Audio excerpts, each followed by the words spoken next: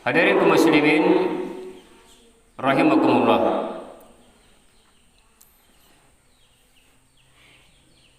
Seperti halnya kita ketahui bersama bahwa sebagai seorang muslim itu hidup di muka bumi yang tercinta ini ada berbagai macam tanggung jawab atau kewajiban kita sebagai seorang muslim. Nah, salah satunya jamaah Jumat yang berbahagia adalah menyiarkan atau mendakwakan Islam di dalam kehidupan kita ini, baik di dalam kehidupan lingkungan keluarga, baik dalam kehidupan lingkungan sekolah misalnya, atau dalam kehidupan lingkungan masyarakat atau berbangsa dan bernegara atau dimanapun kita berada. Nah, itu adalah merupakan satu di antara kewajiban kita, dan masih ada lagi yang lain adalah menuntut ilmu. Nah, berdakwah jemaah Jumat yang berbahagia itu dijelaskan di dalam surah An-Nahl 125, "Ud'u ila sabil rabbika bil hikmati wal mau'izatil hasanah wajadilhum billati hiya ahsanu inna rabbaka huwa a'lamu biman dhalla an sabilihi wa huwa a'lamu bil muhtadin."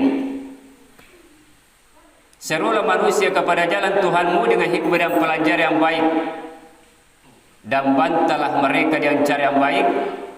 Sesungguhnya Tuhanmu dialah yang lebih mengetahui siapa yang tersesat dari jalannya, dan dia yang lebih mengetahui orang-orang yang mendapat petunjuk. Nah, apabila kita dikatakan surat tersebut, hikmah daripada Al-Quran ini adalah berdakwah secara bil hikmah, yakni adalah dengan cara bijaksana. Nah, hal-hal apa yang harus kita siarkan dalam kehidupan kita ini, atau hal-hal apa yang harus kita miliki agar kita punya ilmu dalam kehidupan kita di dalam mengamalkan, melaksanakan perintah Allah Subhanahu wa taala sesuai dengan tuntunan Rasul atau ajaran Rasul.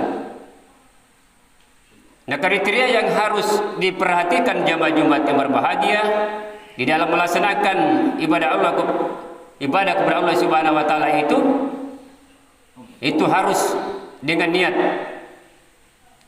Namun niat ini harus dengan tuntunan Rasul dan diberi dengan suatu sikap yang ikhlas di hadapan Allah Subhanahu wa taala. Kalau dakwah dan ilmu betul-betul menyatu dalam kehidupan kita, apabila kita ingin mempersembahkan diri kita kepada Allah Subhanahu wa taala di dalam menjalankan perintahnya. Contoh jamaah Jumat yang berbahagia yang perlu kita dakwakan atau siarkan karena ada terkait dengan ibadah yang kita lakukan. Ketika kita memasuki masjid atau ibadah, tempat ibadah, tidak ada yang kita lakukan jamaah Jumat yang berbahagia itu kecuali langsung saja melaksanakan sholat sunnah, yakni sholat tahiyatul masjid. Walaupun misalnya dalam keadaan seperti ini sedang khutbah, karena ada hadis menjelaskan yang artinya ketika Rasulullah SAW melihat umatnya, sahabatnya langsung duduk ketika dia memasuki masjid, maka Rasulullah SAW mengambil suatu tindakan. Dia langsung menyampaikan di situ, kembali berdiri, sholat, yakni adalah sholat tahiyatul masjid.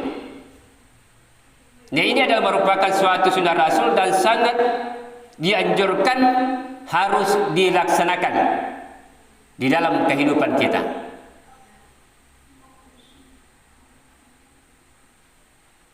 Namun jamaah Jumat berbahagia, ketika kita melaksanakan daripada sholat sunnah ini, ada juga beberapa yang harus kita perhatikan.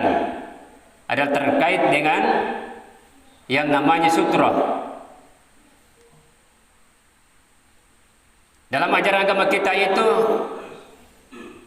Rasulullah SAW ketika dia memasuki masjid, dia langsung menghadapkan dirinya kepada sutra atau pembatas atau dinding atau hijab, termasuk punggung-punggung ini bisa dijadikan sebagai sutra atau dinding. Kurang lebih 1 anak ekor kambing bisa lewat di hadapan kita ketika kita ingin melaksanakan sholat. Karena Rasulullah SAW yakifu karuba min sutra, fakana bainahu wa baina jidari salasatu asru. Ketika Rasulullah SAW berdiri sholat, mereka mendekatkan diri kepada sutra kurang lebih 1 anak ekor kambing atau 3 hasta. Baina mudi sujudi wal jidari memarusa, kurang lebih 1 anak ekor kambing itu tidak lari dari situ. Kalaupun barangkali jamaah Jumat berbahagia belum ada jamaah di hadapan kita, maka kita bisa mendahulunya, mendekatkan diri dekat dengan dinding. Nah, itu adalah beberapa yang harus kita perhatikan ketika kita memasuki masjid. Bagaimana dengan jemaah Jumat yang berbahagia dengan saf yang kita miliki? Tentu di dalam melaksanakan sholat berjemaah, maka Rasulullah SAW ditekankan kepada kita sekalian ada merapatkan saf. Aku melihat seseorang menempelkan bahunya dengan bahunya, lututnya dengan lututnya, dan mata kaki dengan mata kaki temannya. Itu menurut hadis sahabat Nabi An-Nu'man bin Bashir melihat seperti itu, merapatkan bahu dan bahunya, lututnya dan mata kaki dengan mata kaki temannya. Ini juga adalah merupakan suatu sunnah Rasul. Di samping adalah merupakan suatu sunnah Rasul, saf juga termasuk bagian daripada tata cara pelaksanaan sholat. Saf juga ini adalah merupakan kesempurnaan daripada sholat yang kita laksanakan. Ketika saf yang kita lakukan sempurna sesuai dengan anjuran Rasulullah SAW, maka kita insya Allah mendapatkan 27 derajat. Kalau di masjid seperti yang kita lakukan ini. Kalau kita kebetulan sholat di Masjid Nabawi Madinah sana secara berjamaah, di sana ya jelas jumlah jamaah tidak seperti ini, maka berlipat ganda juga pahalanya, 1000 kali lipat yang kita dapatkan. Kalau di Masjidil Haram 100.000 kita dapatkan 1 kali kita melaksanakan sholat secara berjamaah. Insya Allah, kalau ingin kita meraih daripada keberkahan daripada sholat berjamaah ini, maka kita harus berniat menunaikan 2 diantaranya adalah kita berniat melaksanakan umrah, kemudian kita melaksanakan rukun Islam yang kelima.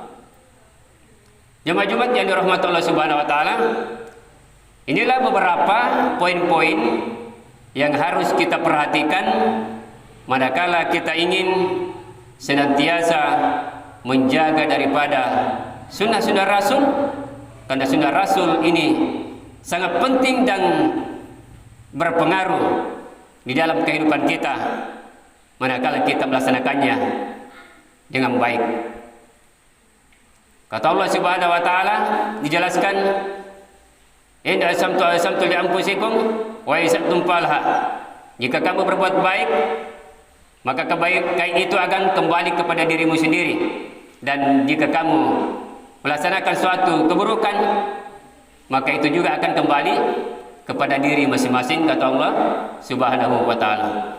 Demikianlah khutbah singkat yang sempat saya sampaikan pada kesempatan berbahagia ini. Mudah-mudahan sajalah dapat bermanfaat untuk kita semua, terutama diri pribadi kami sendiri, dan dapat diambil mana yang terbaik untuk kita.